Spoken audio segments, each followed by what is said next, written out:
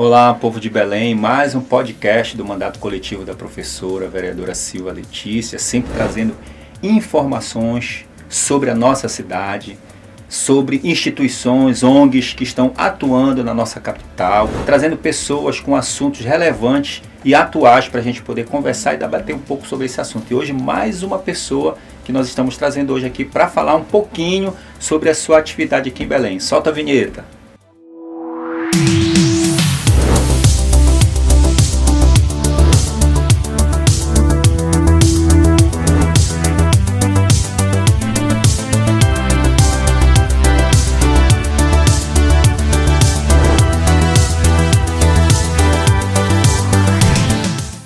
Bem, hoje nós estamos aqui com mais um podcast, como já falei para vocês. Nós estamos aqui com a Bispa Marinês Bassotto. Ela é graduada em Teologia, especialista em Gestão e em Diversidade Religiosas e Direitos Humanos, Bispa Primaz da Igreja Episcopal Anglicana do Brasil, membro da Comissão de Evangelismo e Discipulado da Comunhão Anglicana. Uma honra tê-la aqui no nosso programa, Bispa. A honra é minha, pastor Valdemir. Uma alegria estar aqui.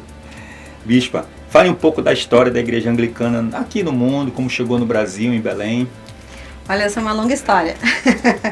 A Igreja Anglicana, assim como aconteceu com outras partes da Igreja no cristianismo primitivo, no início dos tempos, dos cristãos e cristãs, logo após a ressurreição de Jesus, ela começou nas Ilhas Britânicas, por volta do século II. Então, às vezes a gente tem a ideia de que existia nos primórdios, no início, uma única igreja, mas isso não é verdade. Existiam igrejas, então a gente pode dizer a igreja em Jerusalém, a igreja em Roma, as igrejas na Ásia Menor, e assim, no segundo século da nossa era cristã, já existiam cristãos e cristãs dentro das Ilhas Britânicas. Por volta do final do século IV, com a saída dos romanos dos locais onde eles imperavam, entram nas Ilhas Britânicas os chamados anglos e saxãos. Nesse período acreditou-se que o cristianismo tinha sido extinto, porque essas pessoas, anglos e saxãs, elas eram politeístas. E aí, na final do século V, o Papa da época, chamado Gregório Magno, resolve cristianizar as Ilhas Britânicas e envia para lá um monge chamado Agostinho, com outros 40 monges o acompanhando. Esse Agostinho é o Agostinho chamado Agostinho de Cantuária, não de Hipona, mas Agostinho sim. De Cantuária. Certo. E ele entra no sul, num condado, num reinado chamado Kent. Por que ele escolhe esse lugar? Porque lá tinha um rei que era politeísta, mas ele era casado com uma princesa francesa. O nome desse rei era Ethelberto, a princesa era Berta, e essa princesa era cristã. Então o Agostinho achou que lá ele poderia encontrar alguma abertura para pregar o evangelho. E ele começa por lá e vai cristianizando aquela região. Quando chega no norte da Inglaterra, ele encontra cristãos remanescentes do século II. E aí ele pergunta para o Papa, o que a gente faz? E o Papa recomenda, liguem essa igreja existente aí desde o século II a Roma. E isso acontece então no final do século V da nossa era cristã. 10 séculos depois, vem aquela história que a gente conhece dos livros de história lá do ensino fundamental. Um rei chamado Henrique VIII, porque ele queria desmanchar o seu casamento, ele resolve, então, romper com Roma. E aí, para nós anglicanos e anglicanas, acreditamos que Henrique VIII não é o fundador do anglicanismo. O que ele faz é desligar, no século XVI, o que aquele monge chamado Agostinho tinha ligado no século V.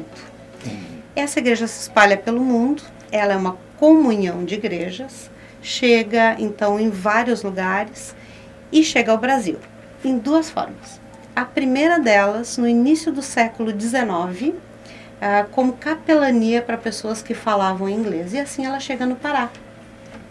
Foi a primeira tentativa do anglicanismo em terras amazônicas foi em 1860. E depois várias outras tentativas foram feitas. Mas em 1912, um pastor, um reverendo, chamado Arthur Miles Moss, inicia o trabalho e faz a edificação do primeiro templo aqui em Belém do Pará, na região da Amazônia. Mas já tinha relatos, inclusive, de missionários anglicanos entre os indígenas apurinãs no sul do Amazonas, por exemplo, lá desde do início do século XIX, embora o estabelecimento tenha sido... essa data, 1912. Exatamente.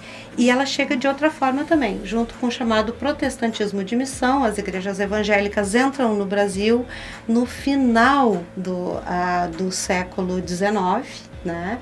E aí a igreja chega no sul do Brasil em 1890 para o povo brasileiro. E essas duas iniciativas, na década de 50, se unem. Então, a igreja está presente em Belém desde 1912. E a igreja anglicana está presente no Brasil desde 1860. Perfeito. Não é comum a ordenação de mulheres, bispo, nas igrejas cristãs, né? Então, fale um pouco desse processo aí seu que aconteceu, você ser bispa primaz. Essa discussão na igreja anglicana, é importante entender, como uma comunhão de igrejas, a administração ela é nacional. Então nós temos no Brasil uma província da comunhão anglicana chamada 19ª província, que é a Igreja Episcopal Anglicana do Brasil. Em cada uma das províncias da comunhão anglicana, desde a início do século XX, final do século XIX, já havia discussão sobre se haveria algum impedimento para a ordenação de mulheres. Depois de muita discussão, se chegou à conclusão que não. Por quê? Porque Jesus, sendo o Filho de Deus, era verdadeiramente Deus e verdadeiramente humano. Não verdadeiramente homem, mas verdadeiramente humano. Então, se a gente não compreende que a humanidade de Jesus inclui homens e mulheres, significaria dizer que as mulheres também estão excluídas da salvação. Jesus só teria salvado homens, se a sua humanidade é só masculina. Então, o Cristo da fé não é só masculino. Ele inclui na sua humanidade todos os gêneros.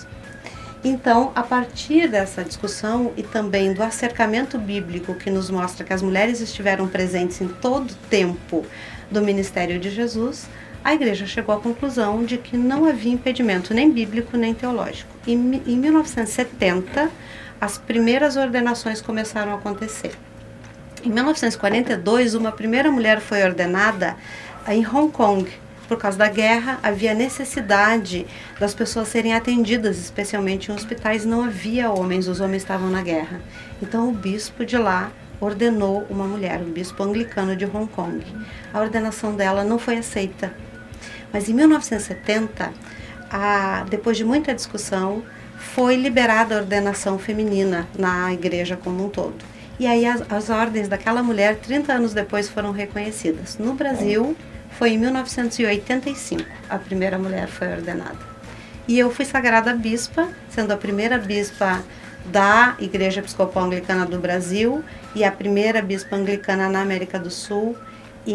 Fui eleita em janeiro de 2018 e sagrada bispa em abril de 2018. Parabéns, bispa. Quais são os trabalhos e atividades que a anglicana aqui em Belém ela desenvolve? Você pode falar algumas atividades? Sim, posso. Nós temos muitas ações da igreja ao longo desse tempo todo que a igreja esteve aqui presente. Uma das características muito fortes da igreja é a ação social que essa igreja realiza. Certo.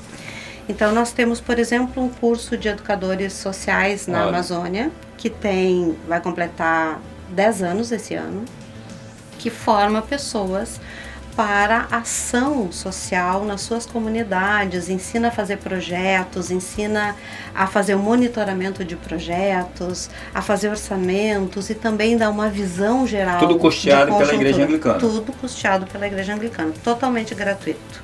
Nesse período de pandemia, nós temos distribuído cestas básicas e cartões de alimentação, tem superado 25 toneladas ano, desde o ano de 2020, de distribuição de alimentos. Hoje nós temos um projeto de musicalização que acontece em Iquaraci. Temos uma parceria com uma ONG chamada Pará Dojo, na paróquia São Lucas, na Marambaia, que oferece um curso de jiu-jitsu para crianças. O nome desse projeto é Bom de Luta, Bom de Escola. E temos no Pará e no Amazonas 31 grupos de economia solidária, chamado Projeto de Resiliência na Amazônia. Esse é o que a gente tem feito na área de ação social.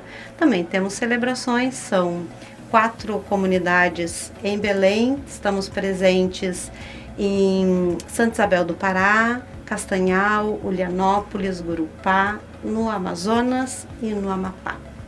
Bispa, eu vou voltar de novo à tua ordenação. Tu encontraste resistência ou alguma oposição à tua ordenação aqui no Brasil? Porque tu sabes que a nossa sociedade é patriarcal e bem machista, né? E que reflete nas instituições. Eu tenho 29 anos de ordenação. Eu fui ordenada como sacerdotisa, ou se a gente pode dizer, na igreja anglicana a gente diz diácona, depois presbítera, são 3 ordens reconhecidas na igreja. Eu fui ordenada ao diaconato em 1994, ao presbiterado em 1995. Então vou completar 29 anos de ordenação sacerdotal. Encontrei no início, não na igreja anglicana, mas em outras partes da igreja. Por exemplo, eu fui responsável por uma igreja matriz, por uma catedral durante 17 anos. E era a nossa igreja matriz do Brasil. E eu tinha um clérigo, um pastor que me auxiliava. As pessoas chegavam na igreja, por exemplo, se dirigiam a ele sempre, né? Como, não a mim, nunca a mim, sempre a ele. É porque ele era homem. E aconteceu, eu tenho um episódio que marcou muito, foi bem no início do meu ministério, que eu fui fazer um estudo bíblico para pessoas da vizinhança de onde uma das senhoras da comunidade, da congregação estava. E o rapaz olhou para mim e disse: quem vai falar? Eu disse: sou eu. Ele disse: então eu vou ter que sair. Nossa. Disse: por quê? Porque a Bíblia diz que mulheres não falam. Olha só. E aí, eu era muito jovem, tinha 23 anos, e aquilo foi para mim, assim, eu fiquei sem saber como reagir. Mas aí Deus me iluminou, eu acho, porque eu perguntei para ele: quem disse? Ele disse: Paulo disse. Eu disse: graças a Deus, eu sigo Jesus. Não sigo Paulo. E Jesus nunca disse isso. Jesus jamais impediu de nenhuma mulher de falar. Então, eu sigo Jesus e acredito que Paulo era humano, tinha acertos e equívocos. Pode ser uma interpretação também errônea daquilo que foi escrito, né? Exatamente. Então aí está, mais um podcast se encerrando. Tivemos aqui a Bispa Marinês. Obrigado pela tua participação mais uma vez e até o próximo podcast. Tchau.